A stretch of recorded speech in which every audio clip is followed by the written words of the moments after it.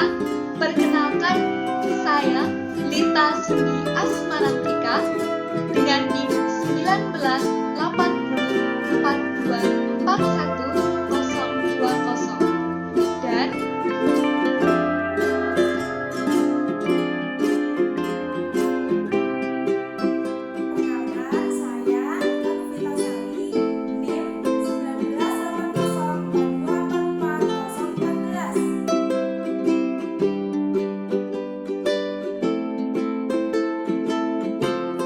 Halo, perkenalkan nama saya Naurah Nisrina Sani, NIM 19840424117. Anissa Salsa Anastasia, NIM 19804427.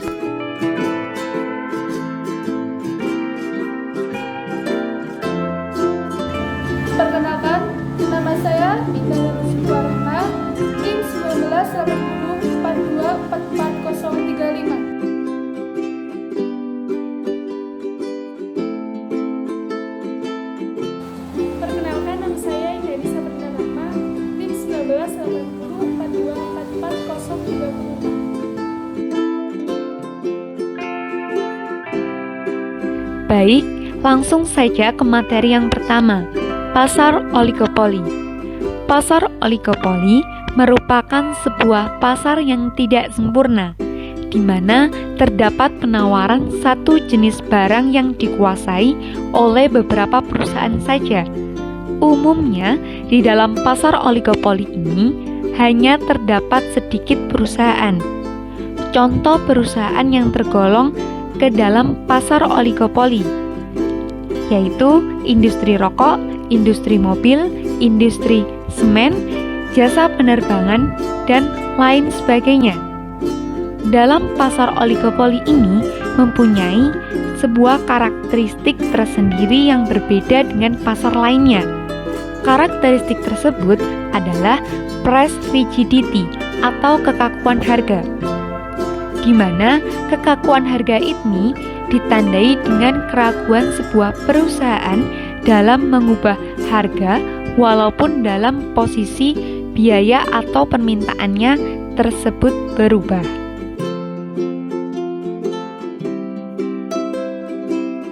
Selanjutnya, pasar oligopoli ini juga memiliki Kinked Demand Curve atau kurva permintaan patah. Kurva permintaan patah ini untuk mengantisipasi kenaikan harga dan penurunan harga pada suatu perusahaan dalam pasar oligopoli. Pada Kinked Demand ini ada dua kemungkinan. Apabila sebuah perusahaan melakukan perubahan harga pada penjualannya, maka yang akan terjadi adalah yang pertama, apabila sebuah perusahaan itu menurunkan harga, maka perusahaan lain juga akan menurunkan harga supaya tidak kehilangan pelanggannya. Dan yang kedua, jika perusahaan lain menaikkan harga, maka perusahaan yang lain tidak ikut menaikkan harga agar mereka mendapatkan tambahan langganan pada perusahaannya. Baik, di sini saya akan melanjutkan materi tentang oligopoli.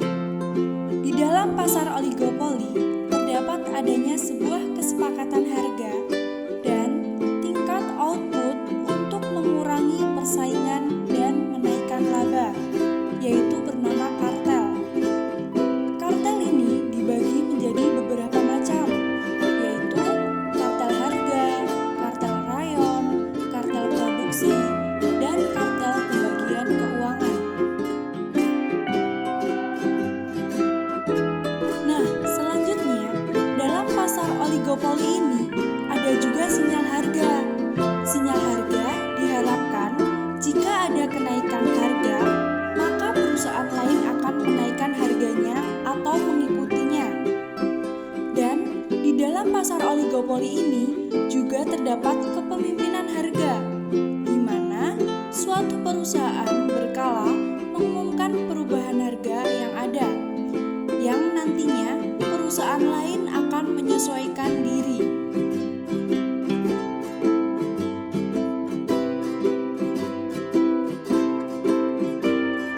Baiklah, langsung saja kali ini kita beralih pada berita mengenai oligopoli, dan kali ini kelompok kami mengangkat satu berita yang berjudul Semen Indonesia bertekad kuasai pasar Asia Tenggara.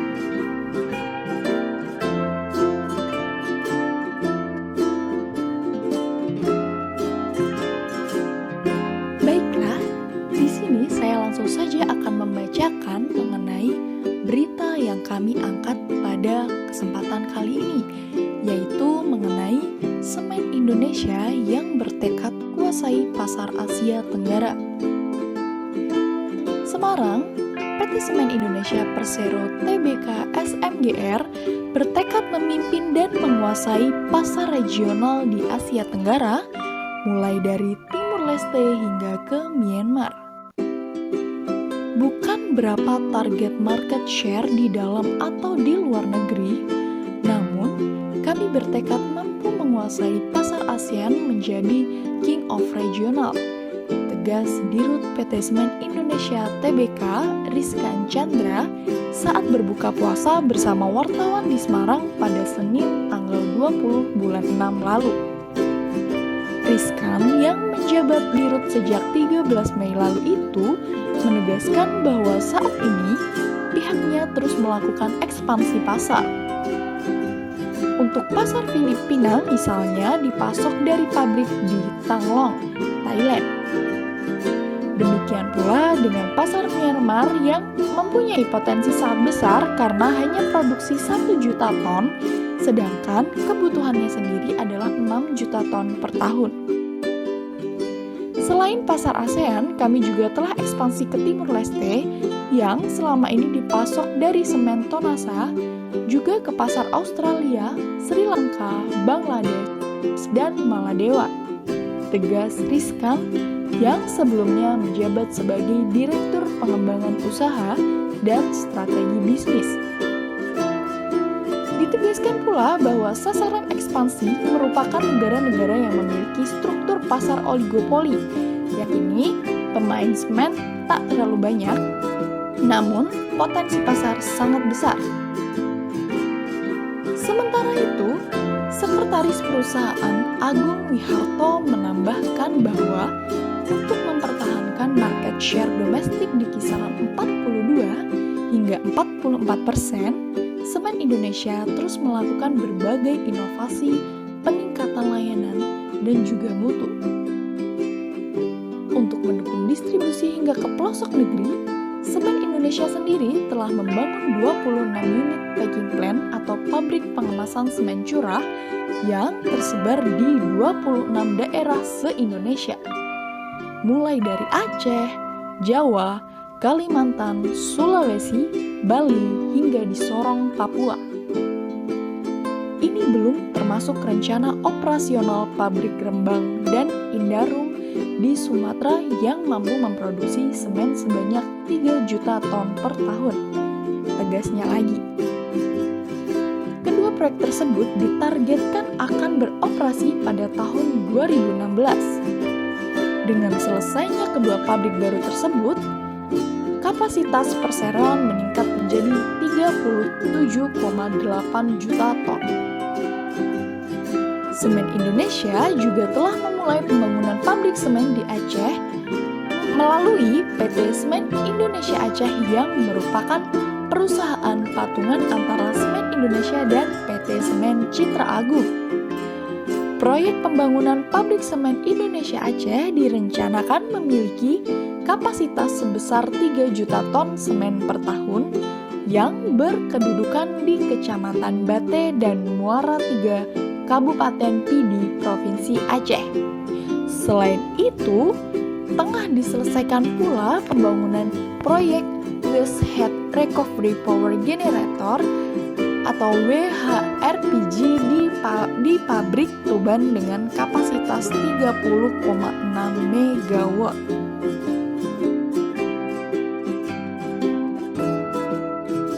Selanjutnya, fakta empiris. Fakta empiris merupakan suatu keadaan yang berdasarkan pada peristiwa atau kejadian nyata yang pernah dialami serta didapat dengan melalui penelitian, pengamatan, ataupun eksperimen yang pernah dilakukan. Fakta empiris. Indonesia patut berbangga karena salah satu badan usaha milik negara atau BUMN, yakni PT Semen Indonesia Persero, mampu mengharumkan bangsa lewat kinerja cemerlang. Tidak lagi berkutat menjadi raja di negeri sendiri. Akuisi Danglong Cement Company atau TLCC Vietnam semakin menghabiskan penilaian terhadap kapasitas perusahaan. Kini, Semen Indonesia menjadi induk 4 pabrik semen, yakni Semen Gresik, Semen Padang, Semen Tonasa, dan TLCC Vietnam. Alhasil, pencapaian korporasi sudah menjadi yang terbesar di Asia Tenggara. Tidak semata kapasitas produksi yang meningkat, melainkan juga terjadi peningkatan perihal daya saing yang semakin kompetitif. Semen Indonesia kini menargetkan kapasitas produksi menjadi 31,8 juta ton pada 2014. Angka tersebut naik dibanding tahun lalu sebesar 30 juta ton.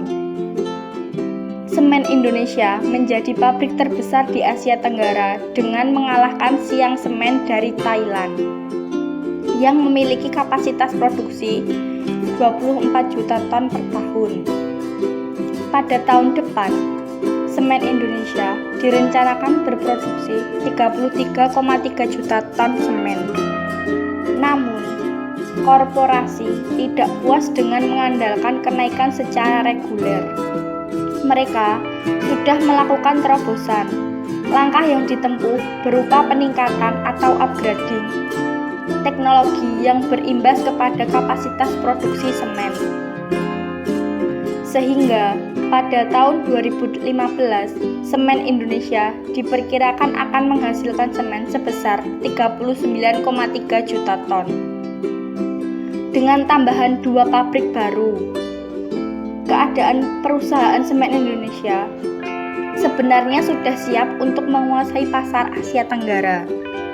Tetapi sedikit mengalami kendala oleh pembangunan yang belum selesai di berbagai tempat. Sehingga dalam proses pembuatan semen sedikit mengalami hambatan. Namun, perusahaan Semen Indonesia terus berupaya dan berusaha untuk meningkatkan mutu dan kualitas produk serta berinovasi supaya mampu bertahan dalam pasar internasional. Selain itu, Semen Indonesia setiap tahun menargetkan jumlah produksi semen supaya dapat memenuhi permintaan di pasaran yang semakin hari semakin meningkat. Perusahaan Semen Indonesia juga terus berusaha untuk menguasai pasar semen di negara lainnya.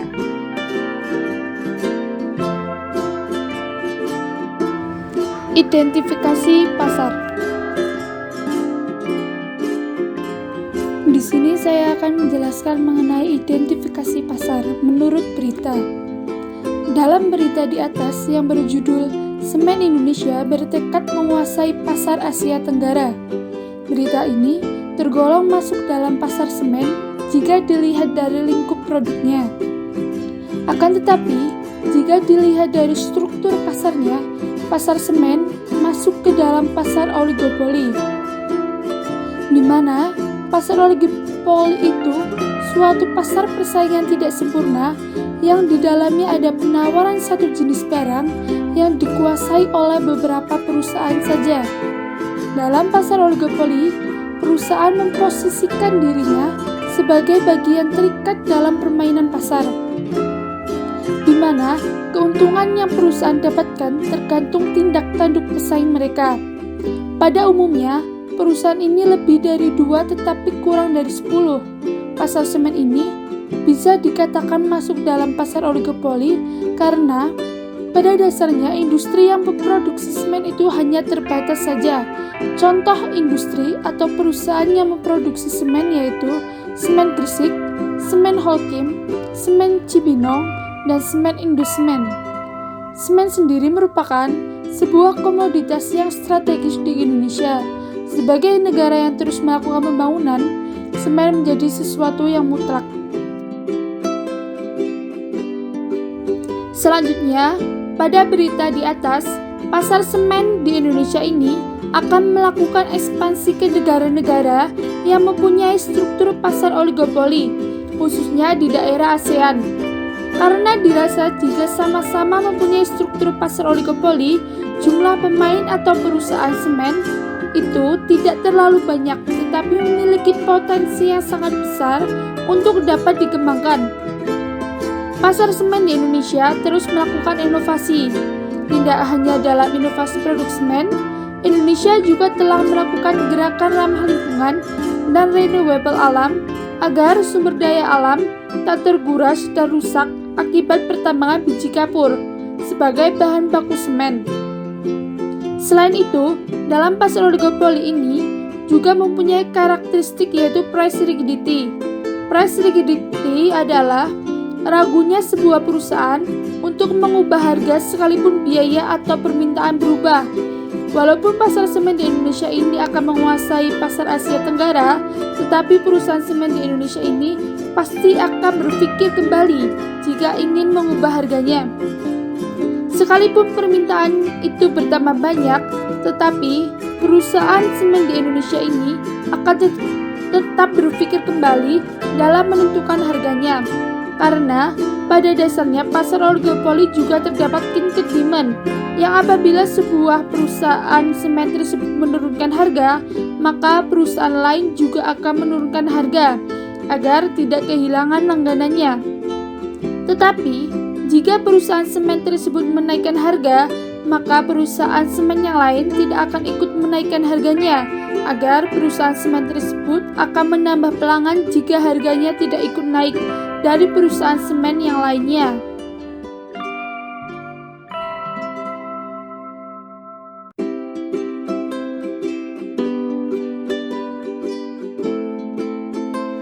Masalah yang dihadapi dari berita tersebut, sebenarnya masalah yang kita temui terletak pada negara-negara Asia Tenggara dan juga ASEAN seperti Filipina, Thailand, Australia, Sri Lanka, Bangladesh, dan Maladewa. Terutama Myanmar yang mengalami produksi semen yang belum memadai kapasitas kebutuhan semen di negaranya. Dari masalah yang terdapat di negara-negara tersebut, di sini Indonesia berusaha menjadi solusi atas masalah yang dialami oleh negara-negara tersebut. Sekaligus Indonesia mengambil peluang untuk memberikan pasokan semen kepada negara-negara tersebut. Karena Indonesia memang sangat berpotensi dan mampu untuk memproduksi semen dengan jumlah yang banyak. Melalui ini, Indonesia mencoba merangkak untuk bisa menjadi penguasa pasar semen di pasar regional Asia Tenggara serta bertekad untuk mampu menguasai pasar ASEAN, menjadi King of Regional. Indonesia mempunyai tekad yang kuat seperti ini karena pada berita di atas dijelaskan bahwasanya produksi semen di Indonesia terus ditingkatkan dan terus meningkatkan pelayanan, mutu, dan juga inovasi. Saat ini pabrik semen di Indonesia sudah cukup banyak dan saat ini juga sedang melakukan pembangunan beberapa pabrik semen baru di Indonesia yang diletakkan di beberapa titik daerah. Oleh karena itu, pembangunan ini menjadi masalah untuk pihak semen Indonesia karena pembangunan pabriknya belum selesai atau masih dalam tahap penyelesaian. Mungkin di sini beberapa rencana sudah matang dan siap, namun beberapa hal memang belum benar-benar siap. Salah satunya adalah pembangunan pabrik di beberapa titik yang belum selesai. Selain itu, pasti tidak mudah untuk menguasai pasar semen di luar negeri. Untuk itu, Indonesia juga perlu memikirkan strategi yang tepat bagaimana agar negara-negara tersebut terus mempercayai Indonesia. Dengan demikian, Indonesia harus meningkatkan dan menjaga beberapa hal agar kepercayaan mereka tetap ada. Negara ASEAN dan Asia Tenggara tidak hilang terhadap perusahaan semen Indonesia. Disinilah letak permasalahan berdasarkan berita tersebut.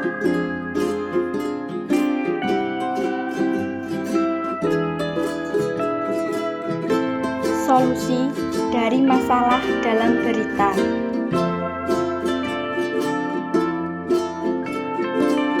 Untuk mengatasi permasalahan tersebut, PT Semen Indonesia, Persero, Tbk sebaiknya bisa memanfaatkan faktor kekuatan dan faktor peluang yang dimiliki untuk lebih meningkatkan kinerja perusahaan dan mempertahankan posisi perusahaan dari ancaman yang dapat berpengaruh pada kondisi perusahaan, baik secara internal ataupun eksternal. Strategi yang dapat dilakukan diantaranya adalah melakukan penyelesaian pembangunan pabrik di berbagai tempat. Selain itu, melakukan pengawasan bahan baku, strategi memperkenalkan produk ke pangsa pasar baru, melakukan inovasi pada produk yang sudah ada, serta strategi untuk membuat produk baru yang berhubungan dan cocok untuk pasar yang sejenis dengan produk asli. Sehingga diharapkan PT Semen Indonesia akan dapat menguasai pasar Asia Tenggara.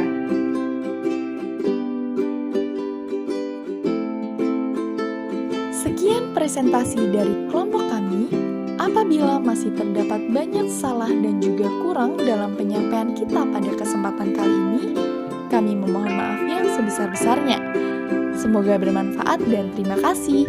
Wassalamualaikum warahmatullahi wabarakatuh.